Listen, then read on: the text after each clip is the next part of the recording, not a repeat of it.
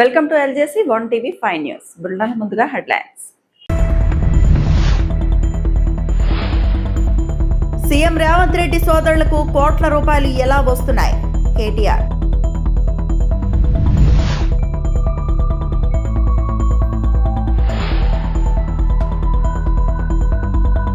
Medico Priyanka కుటుంబానికి న్యాయం కోరుతూ మాజీ MP Margani Bharat house arrest. Aqua రైతులకు అండగా కూటమి ప్రభుత్వం యూనిట్ 1.50 చొప్పున ప్రోత్సాహకం జీవో విడుదల.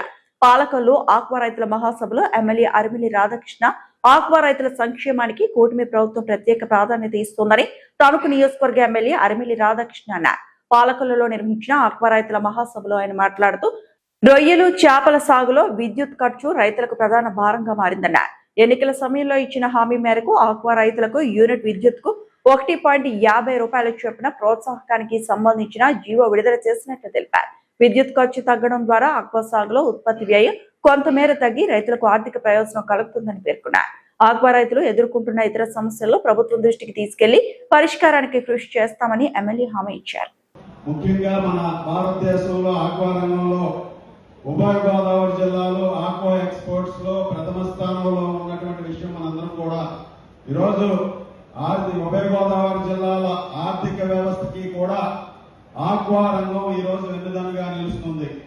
ఇటువంటి ఆక్వా రంగాన్ని ఆక్వా రైతులకు అండగా నిలవాలనే ఈరోజు గౌరవ ముఖ్యమంత్రి నారా చంద్రబాబు నాయుడు గారి నాయకత్వంలో కూటమి ప్రభుత్వం ఈ రోజు ఏదైతే విద్యుత్ సబ్సిడీలు కానీ ఇతర అన్ని విధాలుగాను కూడా రైతులకు సంబంధించి ఆక్వా రైతులకు సంబంధించి సీడ్ గాని హ్యాచరీస్ లో గాని ఫీడ్ గాని ఇటువంటి అన్ని సమస్యల మీద కూడా సమగ్రంగా దృష్టి పెట్టి వాటి పరిష్కారానికి చిత్తశుద్ధితో పనిచేస్తున్నటువంటి ప్రభుత్వం కూటమి ప్రభుత్వం. ఈ రోజు మనందరూ కూడా చూస్తాం, ఆక్వాలో ₹3.85 ఉన్నటువంటి యూనిట్ ధరని ₹2.85 సబ్సిడీతో రూపాయలకి ఈ రోజు రైతాంగానికి ఇవ్వడానికి ప్రభుత్వం నిర్ణయం తీసుకుని ఈ రోజు ఆ కార్యక్రమాన్ని ఇక్కడ ప్రారంభించుకున్న సందర్భంలో రైతాంగానికి అందరికీ కూడా శుభాకాంక్షలు తెలియజేసుకుంటూ దీని మీద దాదాపు ప్రభుత్వం మీద 1,100 కోట్ల రూపాయల భారం పడినప్పటికీ కూడా ప్రభుత్వం దీన్ని అమలు చేయడంతో పాటుగా అలాగే గతంలో ఉన్నటువంటి నాన్ ఆక్వా జోన్ ని నిబంధనలు తొలగించడంతో పాటుగా అలాగే 10 ఎకరాలు ఉన్నటువంటి నిబంధనలు తొలగించడంతో పాటుగా ప్రతి రైతుకి కూడా న్యాయం చేయాలనే ఉద్దేశంతో ఈ రోజు ప్రభుత్వం ముఖ్యమంత్రి చంద్రబాబు నాయుడు నాయకత్వంలో వెళ్లటం మనందరికీ కూడా ఎంతో ఈరోజు ఉపయోగకరంగా ఉంటుందని, అదేవిధంగా ఆక్వా రంగం మరింత బలపడటానికి మన జిల్లాలో ఉన్నటువంటి ప్రతి ఆక్వా రైతుకి కూడా ఈ రోజు ఉపయోగకరంగా ఉంటుందని భావిస్తూ ఈ కార్యక్రమంలో ఈ రోజు నన్ను భాగస్వామ్యం చేసినటువంటి సభాధ్యక్షులు రామానాయుడు గారికి ధన్యవాదాలు తెలియజేసుకుంటూ సెలవు తీసుకుంటున్నాను. సీఎం రేవంత్ రెడ్డి సోదరులకు కోట్ల రూపాయలు ఎలా వస్తున్నాయంటూ మాజీ మంత్రి బీఆర్ఎస్ వర్కింగ్ ప్రెసిడెంట్ కేటీఆర్ ప్రశ్నించారు. మంగళవారం ఆయన తెలంగాణ భవన్లో మీడియాతో మాట్లాడుతూ తెలంగాణలో కాంగ్రెస్ ప్రభుత్వం విచ్చలవిడిగా వ్యవహరిస్తోంది. సీఎం సోదరులు ఏ హోదాతో ప్రభుత్వ కార్యాలయాల్లో పాల్గొంటున్నారు అంటూ దుయ్యబట్టారు. ఇవాళ అనుముల కొండల్ రెడ్డి రేవంత్ రెడ్డి గారికి స్వయాన తమ్ముడు. ఆయన లింక్డ్ ఇన్ ప్రొఫైల్ ఇది. ఇందులో ఏం చెప్తున్నాడంటే, నేను చైర్మన్ గా ఉన్నాను టెసరాక్ట్ అనే ఒక కంపెనీకి అని చెప్పి కొండలరెడ్డి గారు ఇలా స్పష్టంగా రాశారు. టెసరాక్ట్ అడ్వాన్స్డ్ సిస్టమ్స్ కి భూపాల్ ఇన్ఫ్రాస్ట్రక్చర్ కి నేను బాధ్యుడిని అని చెప్పి కొండలరెడ్డి గారు రాసుకున్న వారి లింక్డ్ ఇన్ ప్రొఫైల్ ఇది. అదే సంస్థ టెసరాక్ట్ అనే సంస్థ ఏర్పాటు చేసిన ఒక కార్యక్రమం, ఏరోస్పేస్ అండ్ డిఫెన్స్ కంపెనీ నేను అని చెప్పుకొని ఏర్పాటు చేసిన ఈ కార్యక్రమానికి అమెరికన్ కాన్సుల్ జనరల్ కూడా అటెండ్ అయిన విషయం. తర్వాత కొండలరెడ్డి గారు ఈ మధ్య కాలంలో మరి సడన్ గా ఆయన ఏం చదువుకున్నాడో ఏం చేశాడో నాకు తెలియదు, కానీ సడన్ గా యుఎస్ ఇండియా స్ట్రాటజిక్ పార్ట్నర్షిప్ ఫోరంలో ఎగ్జిక్యూటివ్ బోర్డులో టెసరాక్ట్ చైర్మన్ గా ఆయన జాయిన్ అయ్యారు అని చెప్పేసి వారు స్వయంగా లింక్డ్ ఇన్ లో పెట్టుకున్న వ్యవహారం. US India strategic partnership forum కూడా we're delighted to welcome Shri Kondal Anumula chairman of Tesseract advance systems అని చెప్పి వాళ్ళు కూడా ఇచ్చిన ఇగో వారి స్టేట్మెంట్. ఇవన్నిటితో పాటు మరి ఎవరి టెసరాక్ట్ ఏంది కథ అని చెప్పి మేము కూడా ఆశ్చర్యపోయి సడన్ గా చదువు రాని రేవంత్ రెడ్డి బ్రదర్స్ అందరూ చదువు రాదు పొట్టగొస్తే అక్షరం ముక్క లేదు వీళ్ళందరూ సడన్ గా కోట్లు బూట్లు వేసుకొని మరి ఇంత పెద్ద పెద్ద కంపెనీలకు చైర్మన్లు ఎట్లా అయిపోతున్నారు, ఎవరి కంపెనీ ఏంది కంపెనీ అని తవ్వితే ఈ కంపెనీ పేరు టెసరాక్ట్ అడ్వాన్స్ సిస్టమ్స్ ప్రైవేట్ లిమిటెడ్ అట. ఈ కంపెనీ ఫోన్ నంబర్ ఇది, వాళ్ళ వెబ్సైట్ ఇది. కంపెనీ ఎంత గొప్ప కంపెనీ అయ్యా అంటే కంపెనీ ఫోన్ నంబర్ ఏందని చూసినాం, 1234567889. ఇది వాళ్ళ వెబ్సైట్. మరి ఇట్లాంటి నెంబర్లు ఉండొచ్చని మాకు తెలియదు. కొత్త సాంకేతిక పరిజ్ఞానం రేవంత్ రెడ్డి ఏమైనా కనుక్కున్నాడో అది కూడా తెలియదు. మరి కంపెనీ ఎవరు ఏంది వీళ్ళ కథ ఏంటంటే ఒక్క ఉద్యోగి లేడు, నో ఎంప్లాయీ, జీరో ఎంప్లాయీ. ఇది నేను చెప్పట్లేదు, వాళ్ళే చెప్పారు. నెంబర్ ఆఫ్ ఎంప్లాయీస్, ఇది వాళ్ళ స్టేట్మెంట్. మార్చ్ 31, 2025 నాడు ఎంతమంది ఉన్నారు ఎంప్లాయీస్ అంటే ఒక్కడు కూడా లేడు, 0. ఎక్కడుందా కంపెనీ అంటే ఊరు లేదు, పేరు లేదు, ఎక్కడో పటాన్ చెరువులో ఒక చిన్న ఇల్లు అడ్రస్ పెట్టుకున్నారు. అంటే పెయిడప్ క్యాపిటల్, కంపెనీ యొక్క పెయిడప్ క్యాపిటల్ అంటే ఒక కంపెనీ పెట్టినప్పుడు మూలధనం ఎంత, ₹1,00,000. కంపెనీ పెయిడప్ క్యాపిటల్ ₹1,00,000, ఎంప్లాయీ ఒక్కడు లేడు. చైర్మన్ ఎవడయ్యా అంటే అనుముల కొండలరెడ్డి. మరి దీనికి రేవంత్ రెడ్డి గారి ప్రభుత్వం ఏం కేటాయించిందో తెలుసా?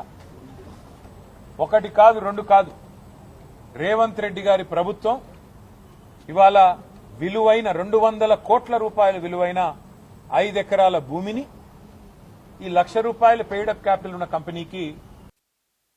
వైఎస్ఆర్సీపీ నేత మాజీ ఎంపీ మార్గాని భరత్ ను పోలీసులు హౌస్ అరెస్ట్ చేశారు. మృతి చెందిన మేడికో ప్రియాంక కుటుంబ సభ్యులకు న్యాయం చేయాలని మార్గాని భరత్ క్యాండిల్ ర్యాలీకి సిద్ధమయ్యారు. దీంతో భరత్ ఇంటి దగ్గర పోలీసులు భారీగా మోహరించారు.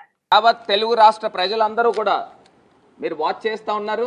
చంద్రబాబు నాయుడు గారిని, రాష్ట్ర ముఖ్యమంత్రిని అడుగుతా ఉన్నా, డాక్టర్ ప్రియాంకని అతి కిరాతకంగా ఇద్దరు నిందితులు తలపైన ఎక్కించుకుని కార్ని తీసుకెళ్లిన తర్వాత, అంత దుర్మార్గంగా ఆ హత్య చేసిన తర్వాత 3 రోజుల పాటు ఈ యొక్క అంశాన్ని వెలుగులోకి ఎందుకు రాలేదు? ప్రధానమైన ఛానల్స్ కానీ, పోలీస్ డిపార్ట్మెంట్ కానీ, వార్తాపత్రికల్లో కానీ ఈ అంశము కప్పిపుచ్చే కార్యక్రమం ఎవరు చేశారు? మొదటి ప్రశ్న. రెండో ప్రశ్న, ఎవరైతే ఈ ఘటనకు పాల్పడిన నిందితులు ఉన్నారో 3 రోజుల పాటు, 3వ తారీఖు ఘటన జరిగితే పోలీస్ డిపార్ట్మెంట్ పత్రికా ప్రకటన ఏమని ఇచ్చారంటే 6వ తారీఖున అరెస్ట్ చేశామని చెప్పేసి పత్రికా ప్రకటన ఇచ్చారు. 3 రోజుల పాటు ఈ నిందితులు ఎక్కడున్నారు? అబ్స్కాండింగ్లో ఉన్నారా, లేకపోతే పోలీస్ కస్టడీలో ఉన్నారా, లేకపోతే రాచమర్యాదలు చేస్తూ అధికార పార్టీ ఎక్కడైనా దాచిపెట్టారా? ఇది నా రెండో ప్రశ్న. మూడో ప్రశ్న, చాలా సింపుల్ సెక్షన్స్. డిఎస్పీ మాట్లాడింది కూడా ఉంది, అది కూడా చూపిస్తాను. ఒక చిన్న యాక్సిడెంట్, డిఎస్పీ 6వ తారీఖున ప్రెస్ మీట్ పెట్టి చెప్పిన మాట అండి, ఒక చిన్న యాక్సిడెంట్ జరిగింది అని చెప్పి వాళ్లే ధృవీకరించేశారు. 6వ తారీఖు కూడా బుద్ధి రాలేదు, ఇంత పెద్ద ఇష్యూ జరుగుతుంది, మేము లేవనెత్తాము, 125B సెక్షన్ కిందన, నెగ్లిజెన్స్ కిందన ర్యాష్ డ్రైవింగ్ కేసు ఎందుకు కట్టారు అంటే అది స్టేషన్ బెయిల్ ఇవ్వచ్చు. ఆ సెక్షన్ 6వ తారీఖు దాకా మేము ఎత్తుకున్న తర్వాత వరకు కూడా ఎందుకు పోలీస్ డిపార్ట్మెంట్కి కళ్ళు కనబడలేదా? పోలీస్ డిపార్ట్మెంట్కి పోలీస్ డిపార్ట్మెంట్ లో 4 అధికారులు ఎంత చెప్పినా పద్ధతి మార్చుకోవట్లేదు. వీడియో కాన్ఫరెన్స్, టెలికాన్ఫరెన్స్ లో చాలా సార్లు చెప్పి చూశాం. ఆ 4 అధికారులు పద్ధతి మార్చుకోకపోతే తప్పకుండా చర్యలు తీసుకుంటాం అని డీజీపీ సివి ఆనంద్ అన్నారు. న్యాయం, ధర్మం గురించి మాట్లాడడం చూద్దాం, ఇంకా ఇంప్రూవ్మెంట్ వస్తుందా లేదా. ఎవరైతే ఇంప్రూవ్ చేసుకోరో వాళ్ళని తప్పకుండా డిపార్ట్మెంట్ యాక్షన్ తీసుకోవడం జరుగుతుంది. ఇప్పుడు కూడా రాష్ట్రంలో 3-4 ఆఫీసర్లు వాళ్ళని ఐడెంటిఫై చేశాం. ఇన్స్ట్రక్షన్స్ ఇన్ని వీడియో కాన్ఫరెన్స్ లో ఇచ్చిన తర్వాత కూడా వారు మార్పు కనిపించకపోతే తప్పకుండా డిపార్ట్మెంటల్ పరంగా యాక్షన్ తీసుకోవడం జరుగుతుంది. డిఎస్సీపై మాట్లాడే నైతిక హక్కు మీకుందా? నిరుద్యోగులపై లాఠీచార్జ్ చేయించినప్పుడు డిఎస్సీ గుర్తుకు రాలేదా?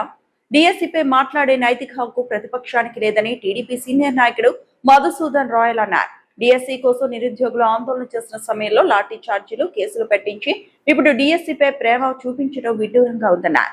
నారా లోకేష్ ఇచ్చిన మాట ప్రకారం కూటమి ప్రభుత్వ అధికారంలోకి డిఎస్సి నిర్వహించిన ఘనత చంద్రబాబు, లోకేష్లకే దక్కుతుందన్నారు. చిత్తశుద్ధి ఉంటే అసెంబ్లీ సమావేశాలకు హాజరై డిఎస్సిపై మాట్లాడాలని సూచించారు. నారా లోకేష్ రాజీనామా చేయాలంటూ మాట్లాడటం పగటి కలిలేనని మధుసూదన్ రాయల్ స్పష్టం చేశారు. అందరికీ నమస్కారం.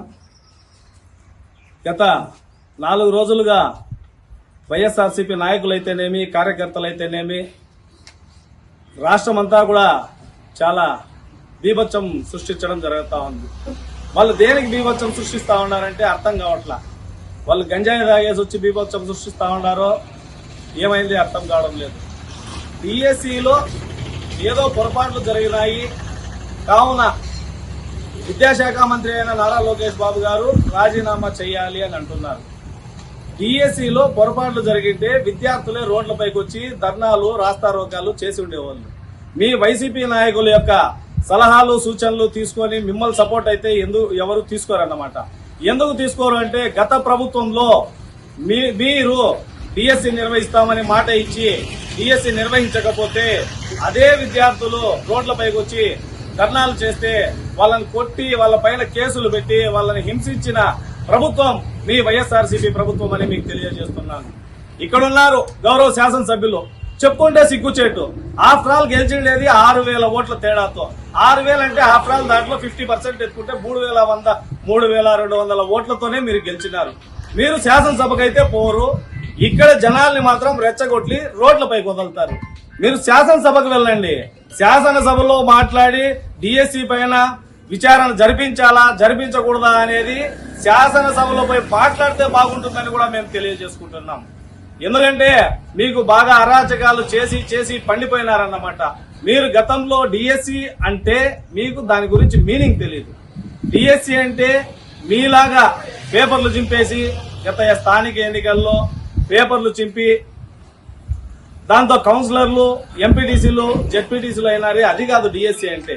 వాళ్ళు కష్టపడి చదివి ఉత్తీర్ణత సాధించేది డిఎస్సి అంటారన్నమాట. ముఖ్యంగా మీరు తెలుసుకోవాల్సింది ఎంతైనా ఉంది. ఈ రోజు కూటమి ప్రభుత్వం అయితేనేమి, గౌరవ ముఖ్యమంత్రి వర్యులు శ్రీ నారా చంద్రబాబు నాయుడు గారు అయితేనేమి, నారా లోకేష్ బాబు గారు విద్యాశాఖ మంత్రి అయితేనేమి, విద్యాశాఖలో ఎన్నో తప్పులుంటే కూడా వాటిని అన్ని సరిచేసి ఈ రోజు విద్యా వ్యవస్థ అంతా కూడా ఎంతో సంతోషంగా పనిచేస్తా ఉన్నారు. ఈ రోజు తల్లికి వందనం, ఎంతమంది పిల్లలు ఉంటే అంతమందికి కూడా తల్లికి వందనం ఇవ్వడం జరిగింది. అదేవిధంగా డిఎస్సిని ఎంతో పారదర్శకంగా నిర్వహించి సుమారు 16,000 పైచిలకు డిఎస్సి అభ్యర్థుల్ని ఎన్నిక చేయడం, వాళ్ళు కనీసం విధుల్లో చేరి కూడా సుమారు సంవత్సరం అవుతా ఉంది. నందలూరు మండలం ఈదరపల్లి గ్రామ పొలం సర్వే నెంబర్ 1091లోకి 63 సెంట్ల పట్టా భూమిలో ఇంటి పట్టాలు ఇవ్వడంతో వివాదం నెలకొంది. కడప జిల్లా నందలూరు మండలం ఈదరపల్లి గ్రామం పొలం సర్వే నెంబర్ 1091లోకి 63 సెంట్ల పట్టా భూమిలో రాయచోటి సుబ్బన్న 1977వ సంవత్సరంలో రిజిస్టర్ చేసుకున్నారు. అయితే జీవనోపాధి కోసం రాయచోటి సుబ్బన్న కువైట్ వెళ్లి వస్తూ ఉండేవాడు. ఆయన లేని సమయంలో ఈ సర్వే నెంబర్లలో పట్టా భూమిలో స్థానిక ప్రజాప్రతినిధి 39 మందికి డీఫారాలు ఇప్పించడంతో వివాదం నెలకొంది. దీనిపై రాయచోటి సుబ్బన్న ఎంఆర్ఓ ఆఫీస్ వారికి ఆర్డీఐ యాక్ట్ ద్వారా సర్వే నెంబర్ 1091లో డీఫారాలు ఏమైనా ఇచ్చారని అడగ్గా ఇందులో ఎటువంటి డీఫారాలు ఇవ్వలేదని ఎంఆర్ఓ ఆఫీస్ వారు సమాచార హక్కు చట్టం ద్వారా ప్రత్యుత్తరం ఇచ్చారు. 63 సెంట్లకు గాను సర్వే చేయించామని రెవెన్యూ వారికి అర్జీ ఇవ్వగా వారు 63 సెంట్లకు హద్దులు ఏర్పాటు చేయగా దానికి కంచి వేసుకోవడానికి రాయచోటి సుబ్బన్న ఇటీవల మృతి చెందగా ఆయన కుటుంబీకులు ప్రయత్నించడంతో తమకు పట్టాలు ఉన్నాయని కొందరు అడ్డుకున్నారు.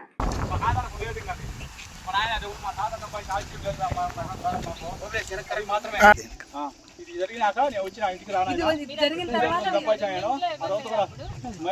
మేము కోయిట్కి ఆధార్ లేక మేము కోయిట్కి వెళ్ళారు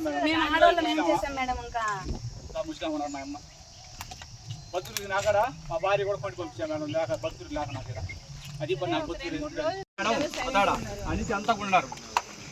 కొన్ని భూమి ఇది 91లో మా నాయన కొన్ని భూమి ఇది 91 సర్వే నెంబర్లో మా నాయన గడ కాపాల దగ్గర కొనుక్కున్నాడు. ఇది మాకు ఆధారం ఏమీ లేదు. ఈ భూమి మా నాయన కొని మా నాయన బాగలేక దీన్ని ఒకసారి పడి దీని గురించి ఆలోచన చేసి మా నాయన కూడా చనిపోయి 6 నెలలు అవుతుంది. మాది ఈ సర్వే నెంబర్ 91లో మాది 63 సెంట్లు మాది. వాళ్ళు రెడ్డి ఇక్కడే వాళ్ళు ఇచ్చిన కూడా చనిపోయారు. వాళ్ళు బిడ్డలు ఉన్నారు. వాళ్ళేనే చెప్తున్నారు వచ్చి ఇది మీదే భూమి అని. మా నాయన దీని గురించి ఆలోచన చేసి మేము లేక మేము కోవిడ్లో ఉన్నాము. ఇప్పుడు వచ్చి మేము భక్తులు లేదు, మా నాయన చనిపోయాడు, మాకు ఆధారం మీదే ఇచ్చిపోయాడు. మా నాయన ఊర్లో అంతా మా మందికి ఇది చేసి ఊళ్ళో సభకు మాకు కావాలని చెప్పి దౌర్జన్యం చేస్తాను మా మందికి. మేము ఒక ఊరు ఆధారకం లేదు, మాకు ఇదే ఆధారకం. మాకు దయ ఉంచి మా భూమి మాకు చేసేట్టుగా పెద్ద మనుషులు అందరూ మాట్లాడి చేసినారు. చేస్తే ఇప్పుడు మళ్ళీ ఊర్లో వాళ్ళు ఇది చేస్తాను మా మందికి వచ్చి. మేము 2 కుటుంబాలు మేము ఉండేది ఈడ. ఆ భూమి మా బందోబస్తు చేసుకోండి మేము. పార్వతీపురం మన్యం జిల్లా కురుపాం నియోజకవర్గంలో నిర్వహించిన డిఎస్సి ర్యాలీకి వైఎస్ఆర్సీపీ కార్యకర్తలు భారీగా తరలివచ్చారు. పార్టీ కోసం మాజీ ఉప ముఖ్యమంత్రి పాముల పుష్ప శ్రీవాణి పిలుపు మేరకు ఎన్ని ఇబ్బందులు ఎదురైనా ర్యాలీకి చేరుకుంటామని కార్యకర్తలు తెలిపారు. ర్యాలీకి కార్యకర్తలు రాకుండా పోలీసులు 5 మండలాల పరిధిలో విస్తృత బందోబస్తు ఏర్పాటు చేశారు. పలువురు పార్టీ నాయకులు ముందస్తుగా హౌస్ అరెస్ట్ చేయడంతో పాటు మరికొందరిని అదుపులోకి తీసుకున్నారని వైఎస్ఆర్సీపీ నాయకులు తెలిపారు. ఏదైతే మా అధిష్టానం మాకు ఇచ్చినటువంటి ఆదేశాల మేరకు ర్యాలీ మేము ఈరోజు కండక్ట్ చేస్తున్నాము. మేము ఇప్పుడు కదా వారం రోజుల నుంచి చెప్తున్నాము మీడియా ముఖంగా. అలాగే యాజ్ పర్ రూల్ మేము పర్మిషన్ కూడా పెట్టాము. యాజ్ పర్ రూల్ మేము పర్మిషన్ ఇవ్వట్లేదని మీరు నోటీస్ ఇవ్వాలి. ఇచ్చారా? ఈరోజు వచ్చి మేము ప్రిపేర్ అయ్యి మేము ర్యాలీ ఏదైతే మా అధిష్టానం మాకు ఇచ్చినటువంటి ఆదేశాల మేరకు ర్యాలీ మేము ఈరోజు కండక్ట్ చేస్తున్నాము. మేము ఇప్పుడు కదా వారం రోజుల నుంచి చెప్తున్నాము మీడియా ముఖంగా. అలాగే యాజ్ పర్ రూల్ మేము పర్మిషన్ కూడా పెట్టాము. యాజ్ పర్ రూల్ మేము పర్మిషన్ ఇవ్వట్లేదని మీరు నోటీస్ ఇవ్వాలి. ఇచ్చారా? ఈరోజు వచ్చి మేము ప్రిపేర్ అయ్యి మేము ర్యాలీకి వెళ్తున్న సందర్భంలో మీరు ఆపడం ఎంతవరకు కరెక్ట్? కానీ మేము వెళ్తాం, అది ఎందుకంటే వెళ్ళాలి, మాది ఆ బాధ్యతే మాది. కాబట్టి మీరు ఫర్దర్ యాక్షన్ మీరు ఏది ఉంటే అది మీరు చేసుకోవాలి. మీకు మేము ఆటంకం ఎందుకంటే మేము ఎవరి కోసం చేస్తున్నాం. ఈ వార్తలు ఇంతటితో సమాప్తం.